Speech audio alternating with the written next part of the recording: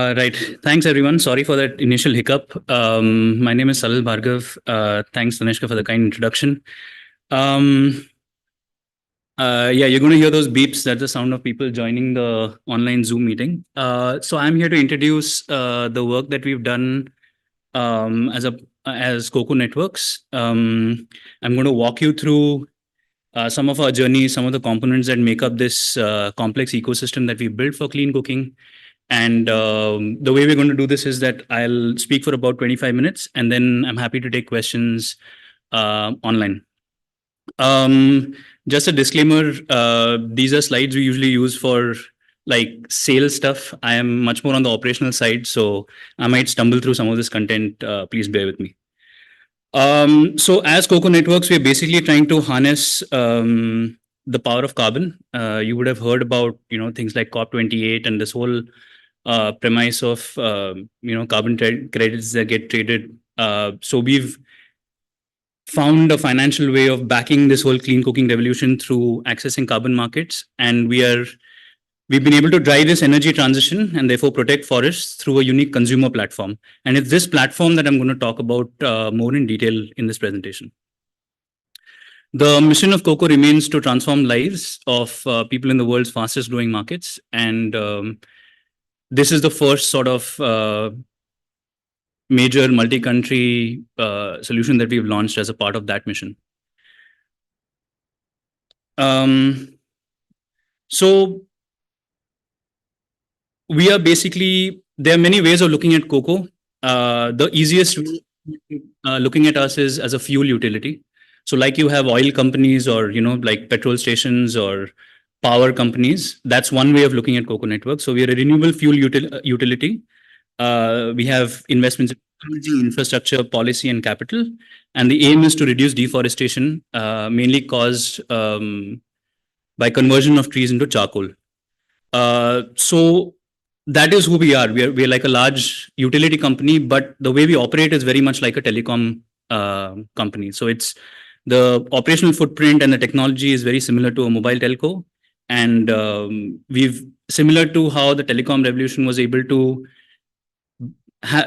build transitions at scale. We've done something similar for clean cooking. So we've got 1.1 million households and subscribers on our clean fuel and carbon platforms. We are growing at about 10,000 people a week. And we've used the carbon markets effectively to solve this affordability gap. And I'll explain more about all of this. In a nutshell, we've basically spent a very long time in our research and development process in developing our technology, our manufacturing, and setting up our operations. We are now over 1,800 people across London, Kenya, Rwanda, and India. And we have major investors like the Microsoft Climate Fund and a whole bunch of other family offices who have backed this transformation. We've recently won some awards along the way.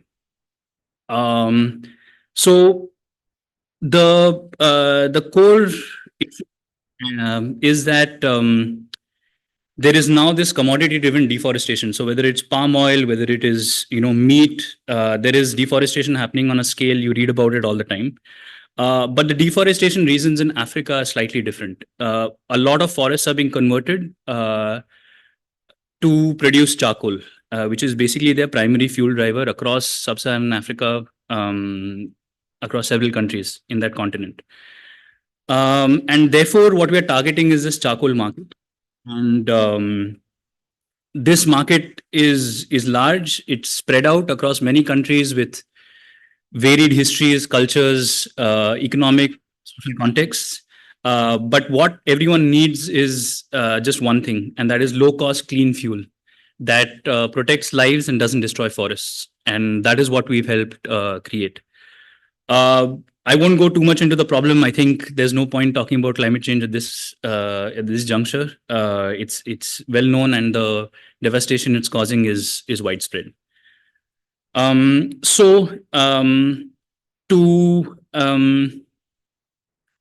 build this transition is not a simple process. It requires these four main pillars.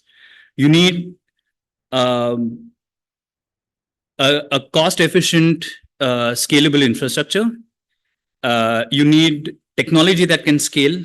You also need a lot of support on the policy side. So you need enabling policy. and you need to unlock institutional capital that is going to fund this entire transition.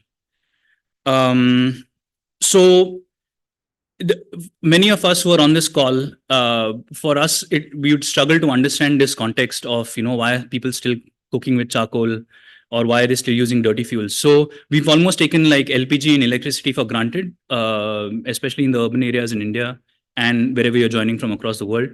But the reality is that unsubsidized liquid petroleum gas has a very tiny market share in Africa. It can be afforded by very few wealthy households. The upfront cost for LPG is very high. So you pay about $100 upfront. There is the fuel purchase. There is the $15 per refill. And if you look at the socioeconomic profile of these countries, that just doesn't sit with a large part of the population.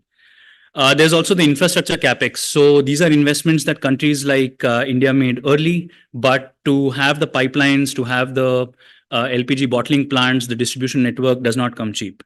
And if you compare it to a liquid fuel infrastructure like petrol, this cost is almost 18 times higher. Similarly, the electricity grids were designed mainly to produce like power for domestic consumption. It wasn't really designed, at least in India, it wasn't designed to power heating, which puts a lot more pressure on the grid than something like our normal lighting and stuff like that. The wealthier nations were able to scale gas and electricity because of a massive subsidy, right? But this subsidy just isn't available in a lot of the markets we're operating in. Everyone's seen what the last 3 years have been like with COVID, causing further complications, very high inflation rates. We've had a war. We've had ships getting stuck in the Suez. All sorts of stuff has basically, like in this uncertain environment, there just isn't enough financial power in countries in developing nations to fund the resources into one big thing, like a huge subsidy for gas or electric cooking. So therefore, Africa needs a modern, clean fuel solution for the mass market. And that's the 80% that we have gone after. So what if we could repurpose this existing fossil fuels infrastructure, which is very evolved, right? So even if you go to rural Kenya, there'll always be a gas station or some form of it, even in a small town or village, which is on a dirt road inside. So the oil infrastructure, the petroleum infrastructure has really spread through, and the arteries exist everywhere. So can we leverage that infrastructure? And they have all the components. They've got the bulk storage near the ports where the fuel comes in. They've got large tankers that move this fuel to the retail outlets that are there in the cities or in towns or wherever else. So KOKO's model basically leverages this infrastructure, and this is what the model is. So we are basically a last mile technology platform, and we've enabled bioethanol to undercut charcoal on affordability, convenience, and user experience. So in a nutshell, these are the basic components. There are basically smart depot units installed at a petrol station. And these units basically are able to pump out ethanol that is stored in underground tanks at these petrol stations, just like you would store gasoline. We have micro tankers loaded with a smart tanker unit, which basically transfers. So the smart depot system transfers the ethanol from the underground tanks into these micro tankers.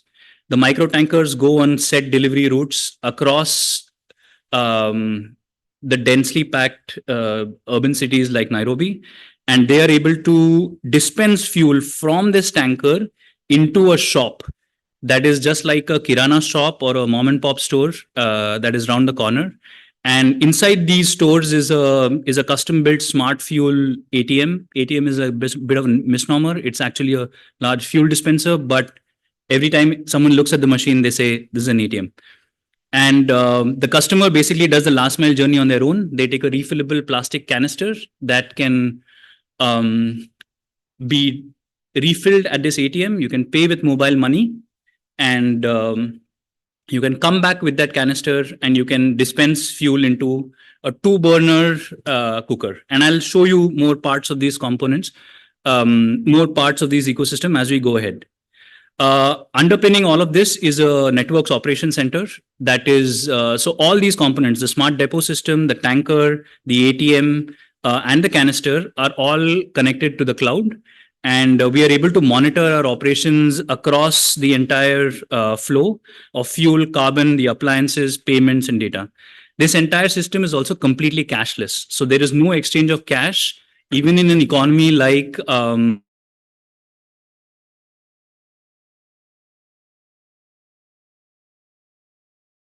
great with all the mobile payment systems they have. Mobile payment systems in Africa are actually quite evolved. They work even on feature phones. So sometimes you don't even need smartphones to do the payments. So just a glimpse. This is this is a typical scene in the morning where the micro tankers are getting filled up at the depots. Our partner in Kenya is a company called Vivo Energy, who own the Shell brand. So we have Shell petrol stations across Nairobi where the ethanol is stored, and this is a picture of the ethanol being loaded into these micro tankers. The micro tankers then go through the size and compactness of the micro tanker allows it to access most neighborhoods in not just Nairobi but several other networks that we've opened in Kenya, and they basically take these fuel and air pipes, connect them to a refill box outside the shop, and the ethanol is able to go into the ATM. So all of this works on the cloud. So the micro tanker cannot do any refill until the network operation center assigns it. No technician can interfere with the amount that is being refilled, so on and so forth. So all these systems are built and they're quite secure. This is the refill box. So this is located on the outside of the shop. So even if the shopkeeper is away, the shop is closed, whatever, a KOKO point refill can happen. This is the ATM. It consists of quite a sophisticated array of sensors that basically give out a pulse every 1 minute that shows us the health of the ATM. So in case of any ethanol leaks, etc., we can remotely shut down this entire unit. It works off 12-volt electric power, so there's no danger of short circuits, things like that. There's a 14-inch Android tablet on which the customer only has to choose how much amount of fuel they want to buy. So it's not tailored to volume and things like that. People just say 30 shillings, 50 shillings, 70 shillings. And accordingly, there's a pressure tested stainless steel tank of about 350 liters behind this door. And through that, using cloud control ball walls and things like that, we're able to do a dispense. And this entire machine is also certified by the department. So that ensures that this fuel that we are dispensing is actually authentic and it can be cross-checked at any time. So this is a fully auditable trail of transactions that can happen in shops. And this is the typical shop. So Kirana stores there are basically storing 9 to 10 basic items that are needed. So they aren't like very large. Like in an Indian Kirana shop, you'll find like 100, 150 things you can buy. There it will be the same 9, 10 staple things. And fuel is also another staple that we've added to their portfolio. So these agents and shopkeepers are actually the real power of KOKO. Our agent network is very mature. If you look at a shop outside, you'll see lots of other companies there, right? You'll see M-Pesa, which is the Safaricom mobile payment system, Equity Bank. So a lot of retail in Africa is actually happening through these corner stores. There's a high degree of trust that people have in the shop around the corner. And we've used this relationship that the customer has with the agent to basically push KOKO through as a new way of cooking.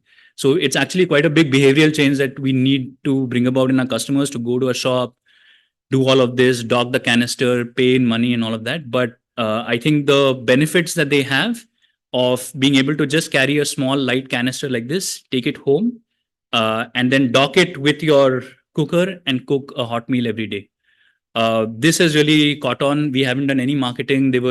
Our last billboard went up somewhere in 2019. Since then, we've had no marketing spend. This is just word of mouth that has helped us gather almost 1 million customers. So that's basically the components of the ecosystem. And we are now a instantly recognizable consumer brand in Kenya. We during COVID there were face masks that people were pirating with the KOKO logo on it. So we are considered, I think, we're considered a brand of quality. And this is just a typical activation that we would have in a neighborhood in Kenya. Uh, all of this gets managed very diligently by KOKO. So we have full visibility across this map of green dots is actually our network of ATMs. We have around 3,600 of them up now. This is basically a route planner for the micro tanker. So we've written out all the software and created apps for drivers and things like that that help distribute this fuel across the country. And because this has never been done before, we've taken a lot of responsibility on ourselves to make sure maintenance, upgrades, all of that happen really smoothly. And this ecosystem works. I think it's very difficult for us to imagine. When we buy a consumer appliance, we get our warranty cards. There's a call center number. You call it, a service guy will come home. If you go to a typical home of our best customers, everything in their house is either second hand or procured from somewhere. So this notion that there's a company that exists that will actually provide you service, for the longest time, no one called our call center because they would only get, like, they thought they'll get an IVR message, on automated response. They never thought they'd talk to a human being on the other side. But so basically we are providing good service to our customer base. We have now spread to 10 cities across Kenya, and now we are, this network is just becoming denser and more spread out as we go along. We now have, with over 1 million customers, so it's basically 1 million households. So almost 5 million Kenyans are now cooking on KOKO. We have funneled carbon value back to Kenyan families using this unique model, which I'll describe in the following slides. We almost have 35 to 40% market share in Nairobi, and it's unthinkable. Like 3 years ago, there was, we were struggling to sell our first 500 cookers, and now 30% of the homes plus are using it. So how did we do this? I think how did we provide high quality service, good quality hardware and software, and a good customer experience to the mass market consumer? And the answer is we did this through the carbon markets. So what we basically did was every cooker saves around 5 tons of carbon per year. This translates into X number of credits. The credits can be traded on financial markets, in the compliance market or voluntary markets. When we sell those credits, we basically funnel most of that back to the customer in the form of steep hardware discounts. We also subsidize the fuel to some extent, and that breakdown is in the next slide. But because we do this, the price to the end consumer always remains attractive, and they can afford to buy a 2-burner cooker. They can afford to buy fuel. Because of the carbon, they in turn are saving, and this is how the entire flywheel works. And because the price is attractive, we keep getting new customers, and this cycle keeps going on, and that is how we've scaled and grown. And ultimately, this has all helped reduce emissions and protect the forests. So this is how we do it. Like, there are several costs: the cost of goods sold, customer acquisition cost. There's the manufacturing, distribution, and all the retail margins that we don't charge. So the customer only pays a small fraction for the consumer hardware. Most of it has this huge carbon discount that KOKO provides. Similarly, for the fuel, which is a more recurring cost, the customer does pay a sizable part of it, whereas we cover the retail margins, the logistics, infra costs, and that's the discount we give on fuel. Also, bear in mind, this fuel, where it is priced at for the end customer, this price that they're paying is cheaper than LPG and half the price of charcoal. So it's a really competitive offering on its own. Like, when we started, we never spoke to our customer about like environmental benefits and all that. We were just selling a cooker that cooks food fast, right? That's all we were selling. We're selling hardware. And that, I think, has really helped us gain traction. There is, across the value chain, as you can imagine, there's huge amount of impact. I won't spend too much time on this. I think the sustainability development goals have now been talked about, I guess, everyone in the Terra Carta lab is especially clued into all of this. So I won't spend too much time on this. But across the ethanol production, the fuel supply, agent network, and our customers, there is sizable impact that this business is delivering. A key partner, if you remember the four pillars that I had spoken about, a key lever is policy. And we've seen that governments in Kenya and Rwanda have been extremely supportive of our initiative, and they have been very kind on the policy side to help us out in terms of taxation, etc. And in return, KOKO is making significant investments. We are now one of the largest taxpayers. We are one of the largest fuel distributors in Kenya now. I won't go into too much of this, but for KOKO, like more than the hardware, it's these pieces of paper that matter more, because these type of long-term, far-reaching government agreements, like the 10-year agreement that we signed with the government of Rwanda, this is key to basically to clean cooking transition at scale. This has been tried before. There have been a lot of failures. Initially in the market, everyone looked at it with distrust, because every week there's a new startup which is trying to sell clean cooking or something or the other. And but the only reason why we've been able to be sustainable is this underlying carbon financing structure and these different components that have allowed us to scale easily. So just a recap, I think the scalable infrastructure, the time and investment that we spent on the research and development in the initial stages, I think has been a useful one. You will see very few companies who are able to spend 8 years on venture capital without any revenue, right? So pre-revenue, we were funded for 8 years while we developed the ATM, the cloud software, the cooker, the canister, the micro tankers, all of that. And that strategy really worked out for us because we were able to focus on that entire product development cycle. I mentioned policy already, and I think the technology, this fact that you can basically leverage the existing liquid fuel technology, liquid fuel infrastructure, was really useful for us in scaling this. And governments were also more receptive to this entire model because the capex is 1/18th of that of LPG. There is also, like, this can be a completely separate talk given by someone more qualified than me around how this whole capital raising and the financial structure for this entire business works. But that is also extremely interesting, and there's some very unique things that we were able to do, including pre-financing for carbon credits, etc., that has been able to fund this entire cash flow that we need for our inventory and our distribution and operations, etc. The good news is that there are a lot of households in a lot of countries. You can see this almost quite uniform central belt around the equator that we feel our solution is fit for purpose. That includes India. There is a team right now on the ground in Uttar Pradesh who's trying to find out what the Indian cooking needs are and whether ethanol fits in over there. And I think, I think now it's upon us to figure out how fast we can scale.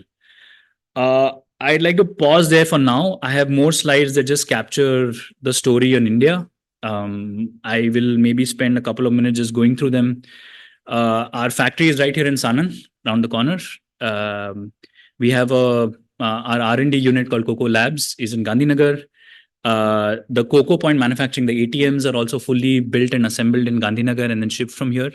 So India is basically a central manufacturing hub from where we can send our hardware to different corners of the world, wherever our markets are opening up.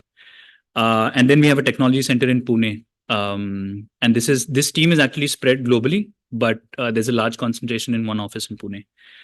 And I think there is my personal journey with KOKO starts when I had my own product development company that was basically doing new product development for clients. And we were the company who designed the first cooker and canister for KOKO. And this cooker and canister was one of the anchors with which KOKO was able to prove their business model, generate their raise their first big round. And thereafter, we were basically acquired by KOKO and helped set up the factory in Sanand, which is this. It is the world's largest dedicated ethanol cooker factory. We have several complex manufacturing processes. That's the cooker and canister in all its glory. Um, it is a simple hardware product that actually does quite a few complex functions. Nowhere does the end user come in contact with ethanol. So it's completely vapor tight. All the transfer and everything happens through our patented smart valve, which is this white thing in the center of it.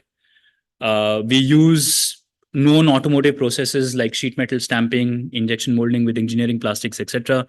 But we use the material in a very different way. So we are using metal to manage the combustion in the burners. We're using plastic in fuel distribution, just like the fuel tanks in your cars. And so, yeah, I mean, again, perhaps for a different time and a different talk, is this whole product development journey of the cooker and canister. And the canister is able to be in this compact form factor because we were able to combine the air and fuel lines. So, like you've seen with the refill box outside the shop, you always need to manage the vapor when you're transferring fuel. In this canister, we've been able to combine those two channels. Otherwise, you'd have a canister with two separate nozzles and it'd be a complex user experience. But this really simplifies it, streamlines it. It looks like a water bottle, easy to carry, easy to refill. So that's the cooker. This is the KOKO point assembly in Gandhinagar. That's our Pune office. And this is the R&D center in Gandhinagar. And we've got fantastic multicultural, diverse teams that exist everywhere, doing lots of great work. That's it. That's my talk. Happy to take any questions if any exist. I don't know how to do this.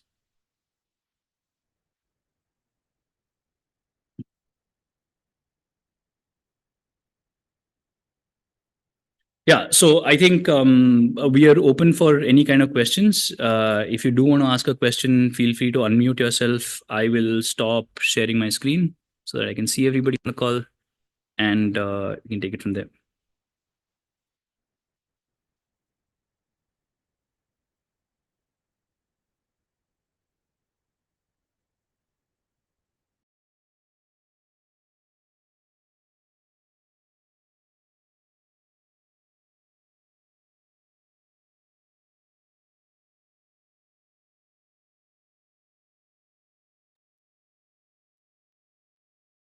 So, Salil, while our folks who joined online and maybe thinking about their questions, I have one to just start us off. At the time when you started with KOKO, to now, I think it's been how many years? About 7. 7 years. Yeah. So, what was the plan right there in the beginning? Like, how did you think it could develop at that time, and what is the shift that happened over these 7 years, or did everything go, the way that you had imagined back then? Yeah, so I think so. There's a nuance here, right? So the founders of KOKO Networks, and there's me who came on board this whole product development journey. So speaking from my perspective, I think very few things actually went according to plan. Yeah, it's been interesting to see like previous Terra Carta winners, and I think why I wanted to talk about KOKO is just like sort of an end state where you can reach in a few years. It doesn't take really long. We've been in market only for like 3.5, 4 years now out of those 7. I think initially we were just trying to see if, I think the most important thing in any business today still remains, will somebody pay you for whatever product you're trying to sell them? And I think the most important step was getting that product market fit right. Once we were able to get that fit right and iterate over it, which was really important. The version of the cooker that we raised our funds with underwent a 1.5 year development cycle post raise to refine it to be this large mass manufacturable solution. And all of our hardware, software was almost like rewritten and customized because we realized that actually this can really take off. And initially when you're building to test this, that will a customer pay me? Will I be able to, sell? We've retailed the cooker at various prices from $70 to now $15. The carbon story was also being written in the background as we went along. Our project was only registered in like somewhere in October 2019. So this has been a very recent like growth spurt, especially from 21. So to answer your question, I think yeah, there were a lot of things that changed. The original vision remained the same, but I think very early on the realization happened that what you're prototyping and what you're demonstrating as your solution is rarely scalable. So I think that effort to rewrite everything in a manner such that it can scale to the degree it has really helped us.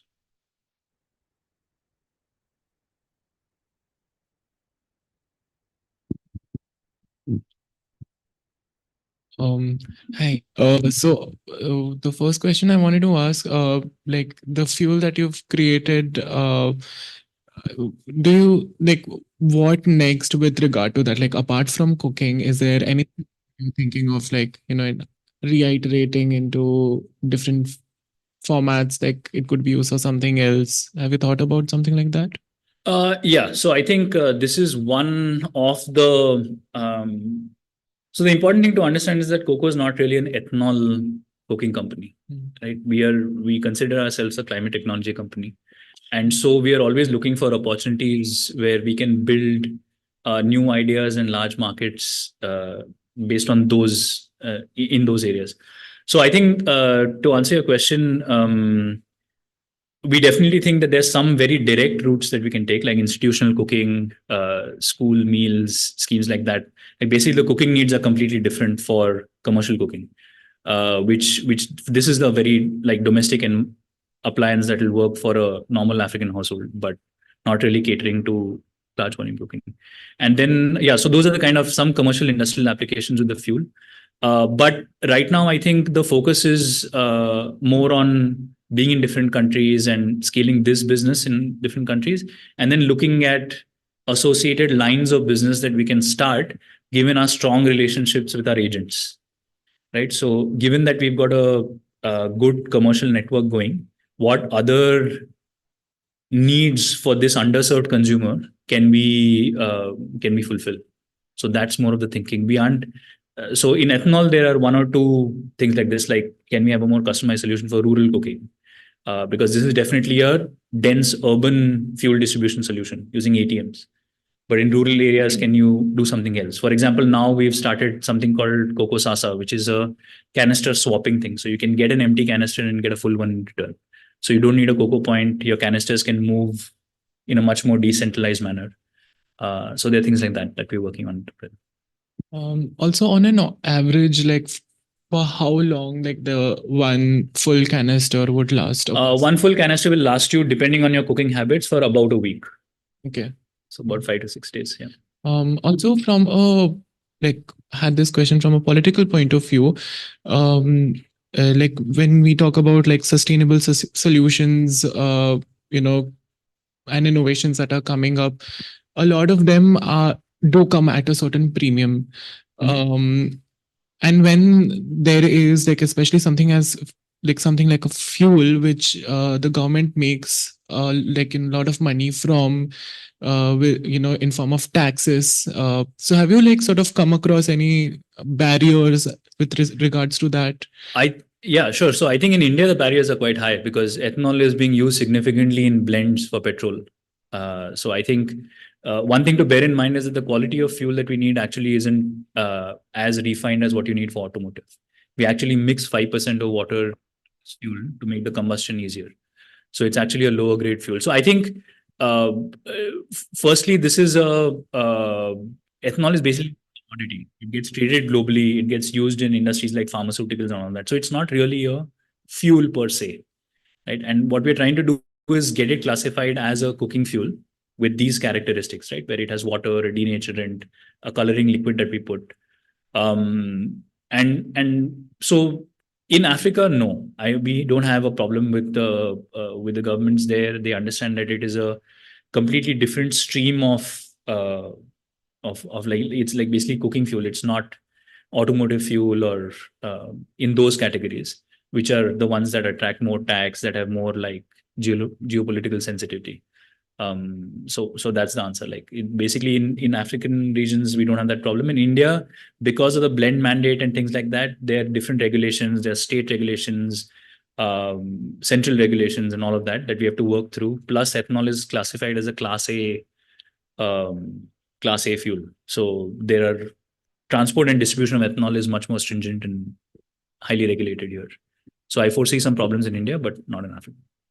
Also, like this would also pose as a competitor to LPG, which is like mostly used, in daily households.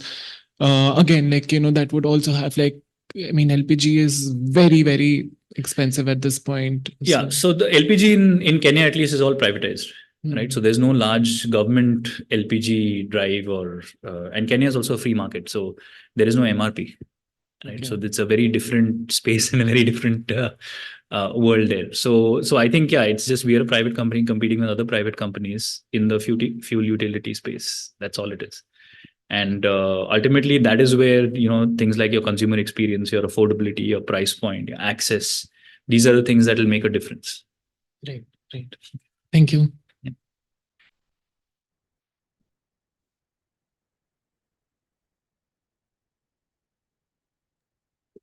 I have a question from Audible. Yep. Very clear. So with respect to what you just spoke about, uh, so there is a strong notion on LPG, at least in India. It's a complex web and people have been using it for decades now. But then pushing a biofuel at this point, how difficult is it for you guys? And do you guys, I mean, as a collective, have any strategies to sort of go against it? Yeah, so I think it's a very different ballgame in India for a couple of reasons. One is that the transition that we are doing in Africa is from charcoal and kerosene to a cleaner cooking fuel. In India, it will be, I think, a less clean transition. And I think you need the LPG network in India is quite mature, quite well developed. But in the more interior regions of the country and all of that, there is still prevalent use of firewood and things like that, right? There is also the whole particulate pollution angle, which is much stronger in India. So we aren't really going up against LPG in India. We do not have, as of now, a commercial plan. That is exactly what we are evaluating. We are doing qualitative research with customers. Ultimately, I think it's back to the basics, right? We're just trying to see if there's a product market fit that works for the Indian subcontinent. And if there is, then we will start working on different things like the carbon, like the policy, like all the other levers I spoke about. So as of now, yeah, that's the answer. And in other markets, like in the African countries, it's a simple price and performance issue, right?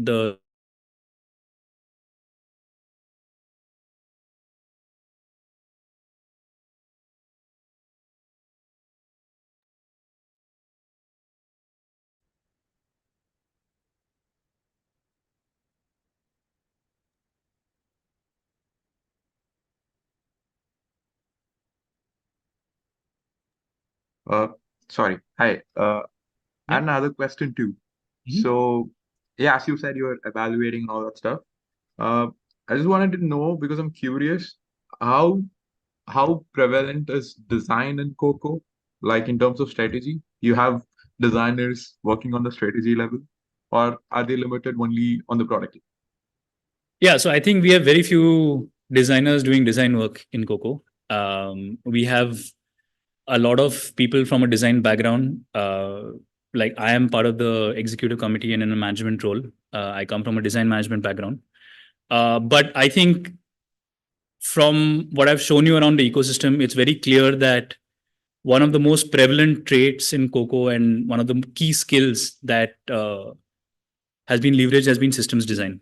And whether it's our software, whether it's our hardware, whether it's the way we do business in a market, all of that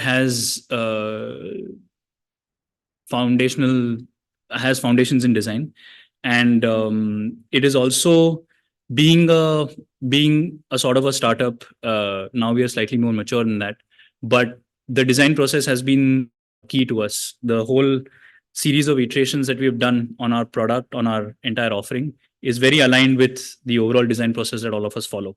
So we have designers in different roles. Very few people who are doing core communication design or industrial design. We prefer to bring in designers and use them in various different roles, but mainly ones that involve systems thinking, systems design. We've got textile designers who are handling digital products and programs.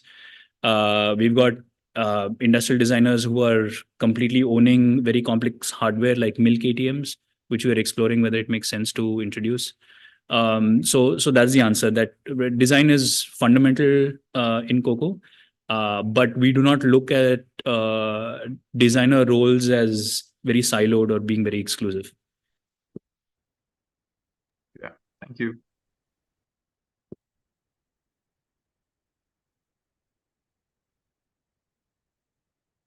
I had a question. Sure. How do you decide how many of these points will be in an area? Like based on what do you do it? Excellent question. Yeah. So I think that is yeah, it's a really good question. So we have something called a heat cube, with which we map. So we have detailed GIS data sets of all our neighborhoods. At one point of time, KOKO actually had, in the very early years when we were just 25, 30 people working out of a bungalow, there would be people who actually went and took GPS coordinates of a neighborhood, and we did some of our early mapping ourselves. So we basically take these GIS data sets and then we load onto that different other sets of data. Like we use living standards measure, which is something that originated in South Africa. It's basically similar to our SEC categorization of income and all of that.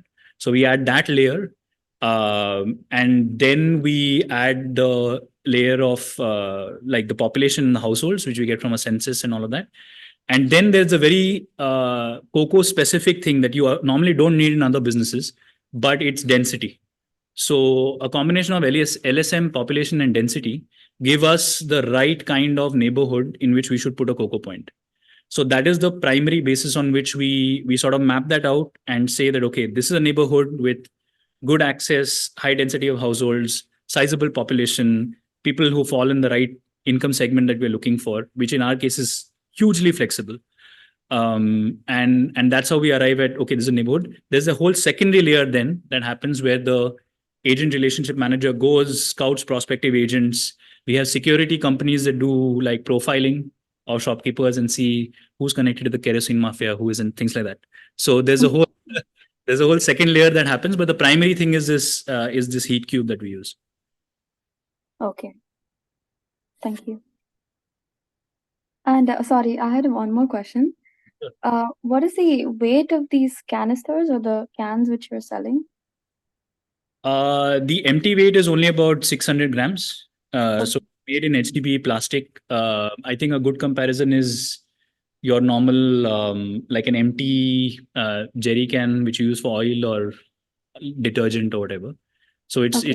it's just empty volume. And with fuel, ethanol's density is about 0.79. So it's slightly less than water. So you can add that. Each canister is about 2.3 liters. So Okay. a filled canister will be about 2.5 kgs maximum. Thank you. Yep.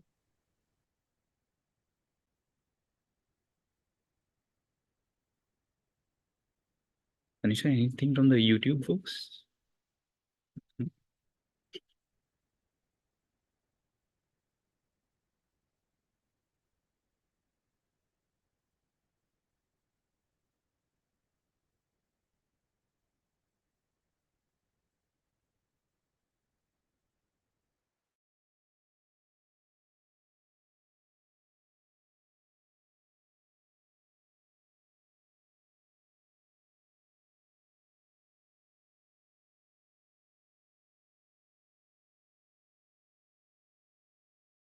Basically, when you had raising from the company or from wherever you applied, how did you segregate or planned that you want to use this much money into this? How did you started with that idea into the execution of?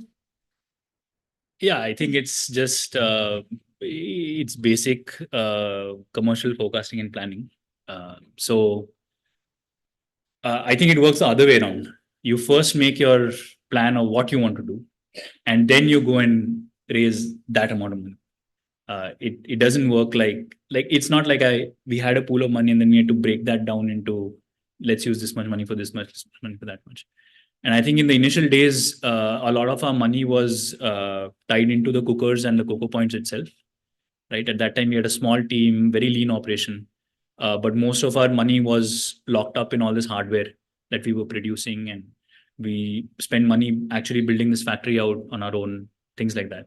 So it depends on what your business priority is at that moment, and those percentages and amounts change according to that reality. As you grow as a company, the cost of your entire team and all of that start growing in proportion to some of the other things. So that's how it works out. And then you can figure out what down the line, there are many different financial instruments that open up. For example, now we are able to raise, given the certainty that we have been selling almost double the volumes every year, we are now able to raise even debt finance for this. So that's how we go. For how long you have spent your research in your research? We said like basically from the initial days. So all of this like took off somewhere in the initial set of founders. There was a pilot business that ran in Mozambique, and they closed that down and then relocated to Nairobi. So all this work has been going on since 2013, but we only sold our first cooker properly, this version of the cooker, in July 2019. So it was about 6 years of pure product development and model defining and experimentation and prototyping. Thank you. Yeah. One more thing. Right? Yeah.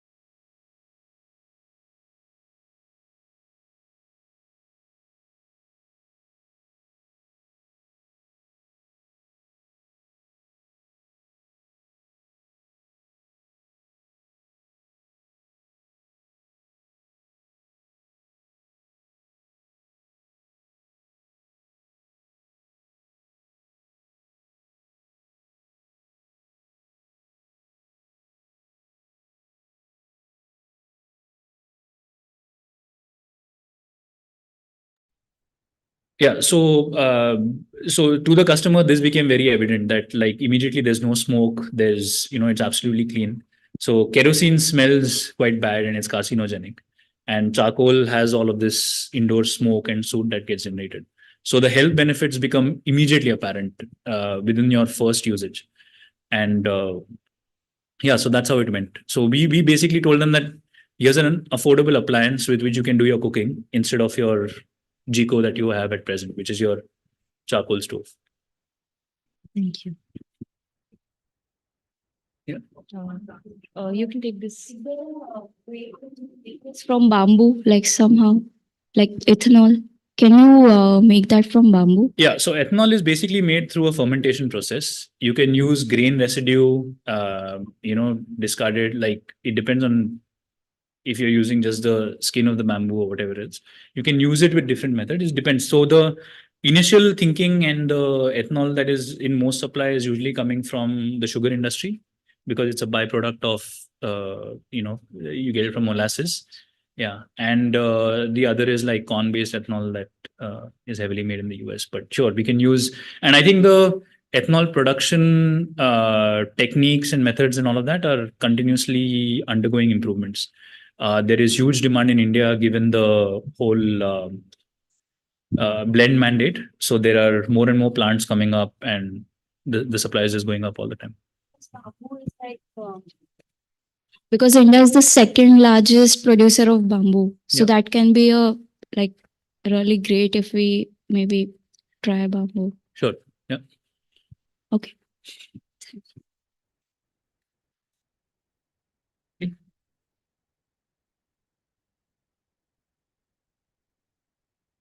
right? Great. Thank you all. Thank you very much, Salil, for sharing your journey with Terra Carta Design Lab.